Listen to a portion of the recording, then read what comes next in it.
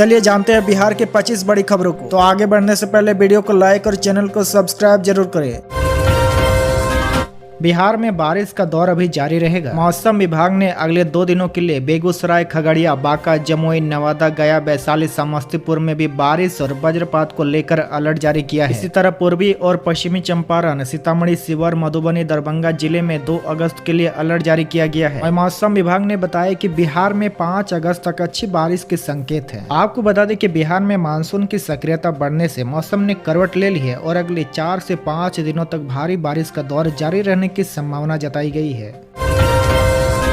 बिहार सरकार ने आंगनबाड़ी सेविकाओं को बड़ी सौगात दी है। सरकार ने स्मार्टफोन खरीदने के लिए 11,000 रुपए की आर्थिक सहायता देने की घोषणा की है। यह सहायता राशि सीधे उनके बैंक खातों में ट्रांसफर की जाएगी। यह राशि वित्त विभाग द्वारा समाज कल्याण विभाग को आवंटित की गई है। सरकार ने स्पष्ट निर्देश दिए हैं कि राशि प्राप्त करने के 7 दिनों के भीतर सेविकाओं को स्मार्टफोन खरीद कर उसकी रिपोर्ट जिला कार्यक्रम पदाधिकारी को सौंपनी होगी। जिला स्तर पर इस प्रक्रिया की रिपोर्ट निदेशालय को भेजी जाएगी ताकि प्रक्रिया में कोई देरी ना हो। आपको बता दें कि आंगनबाड़ी सेविकाओं की जिम्मेदारी अब पूरी तरह से डिजिटल हो गई है। हाजिरी, बच्चों की पोषण स्थिति और लाभार्थियों की पहचान जैसे कार्य पोषण ट्रैकर पोर्टल के माध्यम से पूरे किए जा रहे हैं। अब सेविकाओं को फेस कैप्चरिंग तकनीक के तहत मोबाइल से लाभार्थियों की तस्वीर अपलोड करनी होती है, जो योजनाओं का लाभ पाने के लिए अनिवार्य हो गया है। फिलहाल करीब 80 से 90% आंगनबाड़ी सेविकाओं के पास स्मार्टफोन नहीं है, जिससे डिजिटल डेटा अपडेट करने में कठिनाई हो रही थी। इस स्थिति को देखते हुए सरकार ने यह निर्णय लिया है कि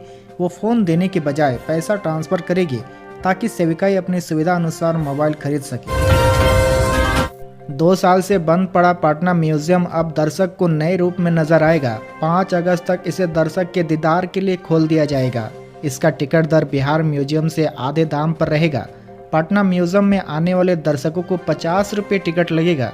7 अगस्त से बिहार म्यूजियम बिनाले का आयोजन हो रहा है, जिसका उद्घाटन मुख्यमंत्री नीतीश कुमार करेंगे।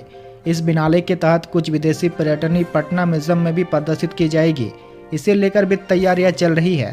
पटना म्यूजियम के टेम्पररी गैलरी में इन प्रदर्शनियों को लगाया जाएगा। पटना के कांग्रेस कार्यालय में सेना के सम्मान में कार्यक्रम का आयोजन किया गया। इस कार्यक्रम के दौरान पुलवामा और पहलगाम हमले में मारे गए बिहार के जवान के परिवार को 1-1 लाख रुपए दिए गए। इसके बाद कांग्रेस प्रदेश अध्यक्ष राजेश राम ने कहा कि रक्षाबंधन के तुरंत बाद हम लोग अपनी यात्रा शुरू करने वाले हैं। उन्होंने कहा कि इस यात्रा में राहुल गांधी भी शामिल होने वाले हैं। आपकी जानकारी के लिए बता दें कि राहुल गांधी का पूरे बिहार में 17 दिन का दौरा रहेगा, जिसमें पहले दिन की शुरुआत कैमूर या सासाराम जिले से होगी। उन्होंने आगे बताया कि अभी सर्वे का काम चल रहा है कि किसका रूट क्या होगा। रूट फाइनल होते ही सभी जानकारी दे दी जाएगी। वहीं आने वाले समय में राहुल गांधी एक आंधी लेकर बिहार में आ रहे हैं। इस आंधी को सत्ता पक्ष के किसी भी लोग को रोकने का हैसियत नहीं है। पटना डीएम त्यागराजन ने स्वतंत्रता दिवस की तैयारी को लेकर गांधी मैदान का निरीक्षण किया। इसी दौरान उन्होंने कहा कि स्वतंत्रता दिवस का मुख्य कार्यक्रम पटना के गांधी मैदान में आयोजन होना है, जिसमें मुख्यमंत्री द्वारा झंडोत्तोलन किया जाएगा। 1 अगस्त से 14 अगस्त तक परेड के दौरान आम पब्लिक की एंट्री बंद कर दी गई है। उन्होंने कहा कि तैयारी अभी तक अच्छी है और 15 अगस्त तक बची हुई तैयारी को पूरा करने का निर्देश दिया गया है। अभी तक 13 प्रकार की झांकियां फाइनल है, लेकिन कुछ और भी जाकर इसमें जुड़ सकता है। जल्द ही इसकी जानकारी दे दी जाएगी।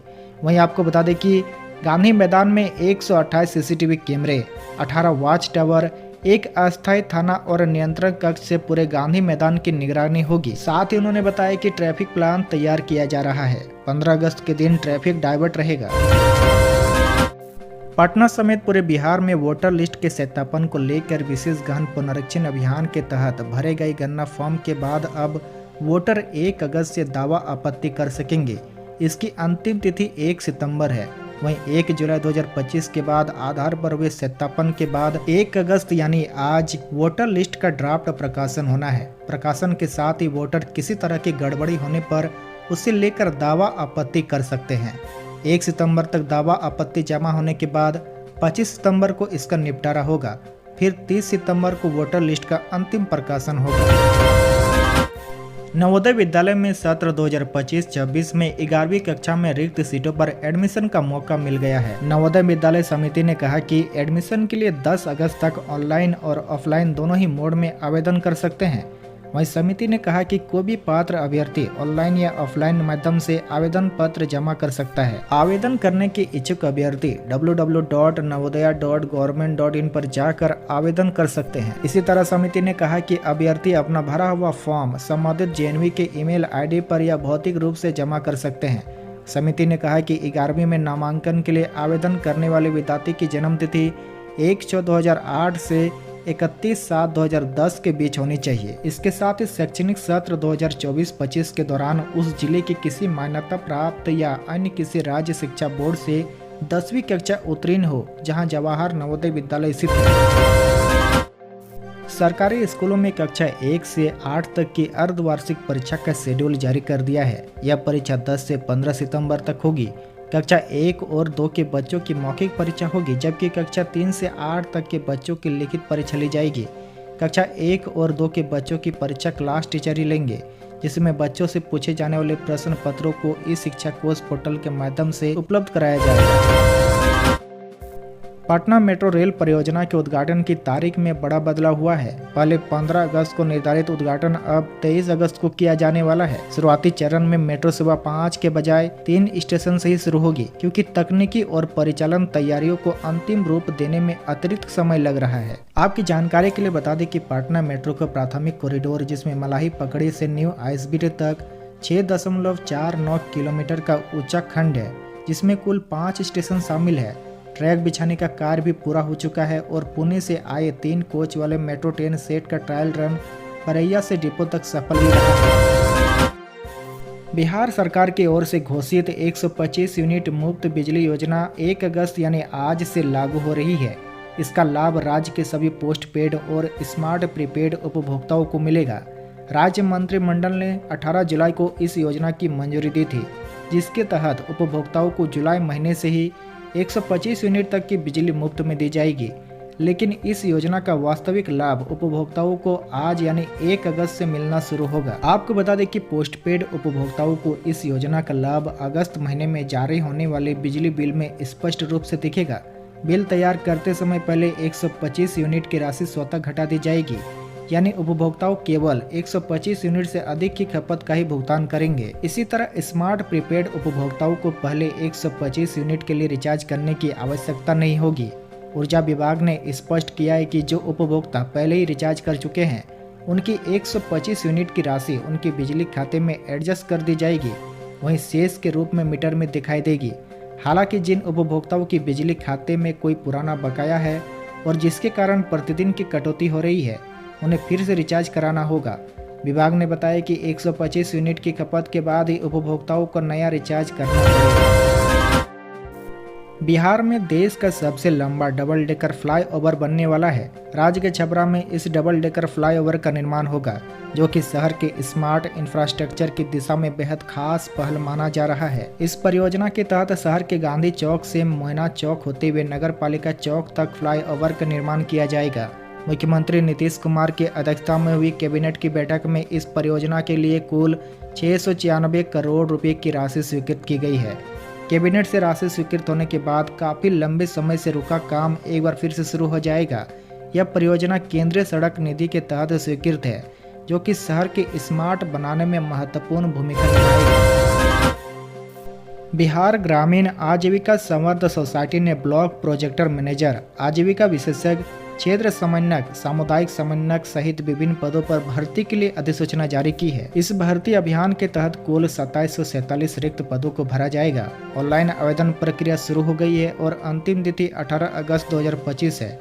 इच्छुक और योग्य उम्मीदवार आधिकारिक वेबसाइट brlps.in पर जाकर ऑनलाइन आवेदन कर सकते हैं। आवेदन करने के इच्छुक उम्मीदवारों के पास आवश्यक स्नातक और स्नातकोत्तर की डिग्री होनी चाहिए। इस भर्ती के लिए 18 से 37 वर्ष की आयु वाले उम्मीदवार आवेदन कर सकते हैं। योग्य उम्मीदवारों का चयन कंप्यूटर आधारित परीक्षण, टाइपिंग टेस्ट और दस्तावेज सत्यापन के आधार पर किया जाएगा। मुख्यमंत्री नीतीश कुमार ने गुरुवार को मुजफ्फरपुर में लगभग 570 करोड़ रुपए की विभिन्न विकास योजनाओं का शिलान्यास किया। इन योजनाओं में प्रमुख रूप से 167 करोड़ रुपए की लागत से बनने वाले रेल ओवरब्रिज और 24 करोड़ रुपए की लागत से बनने वाले आरसीसी पुल शामिल है। आपको बता दें कि मुख्यमंत्री सड़क मार्ग से मुजफ्फरपुर पहुंचे और सबसे पहले माड़ीपुर पावर हाउस के पास प्रस्तावित रेल ओवरब्रिज का शिलान्यास किया। इस पुल के निर्माण से इलाके में वर्षों से चल रहे जाम की समस्या से लोगों को राहत मिलेगी। इसके बाद मुख्यमंत्री ने गाय घाट के मधुरपट्टी क्षेत्र में 24 करोड़ रुपए की लागत से बनने वाले आरसीसी पुल का शिलान्यास किया। बिहार में सड़कों की देख रेख अब एआई से की जाएगी ताकि सड़क दुर्घटनाएं कम से कम हो और लोग सुरक्षित घर पहुंच सके। राज्य में सड़क हादसे को कम करने के लिए केंद्र सरकार की कैपिटल इन्वेस्टमेंट स्कीम 2025-26 के तहत इलेक्ट्रॉनिक मॉनिटरिंग एवं इन्फोर्समेंट ऑफ रोड सेफ्टी की जाएगी। आपकी जानकारी के लिए बता दें कि इस योजना के तहत जगह जगह पर speed camera, CCTV, speed gun, body camera का विस्तार किया जाएगा। इसके साथ ही नई डिवाइस का उपयोग होगा जो वर्तमान में लगे डिवाइस को तकनीकी रूप से काफ़ी विकसित रहेंगे। इसको लेकर सड़क सुरक्षा के तहत काम भी शुरू हो गया है। इसमें एआई का भी सहयोग लिया जाएगा। बिहार में आगामी विधानसभा चुनाव से पहले मुख्यमंत्री नीतीश कुमार की सरकार एक बार फिर बड़े फैसलों के जरिए जनता को साधने में जुट गई है।